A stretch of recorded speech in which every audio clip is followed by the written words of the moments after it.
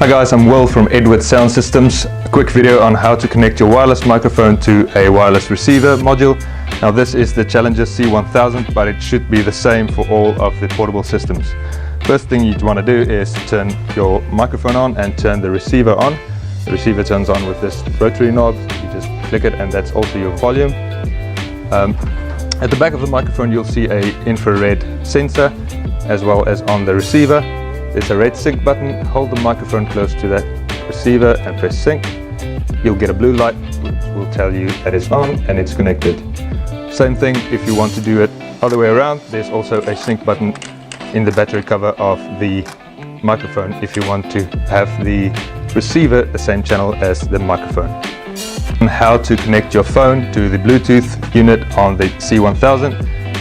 First thing you'd want to do is turn on the unit. You turn it on by rotating that knob, and that's also your volume.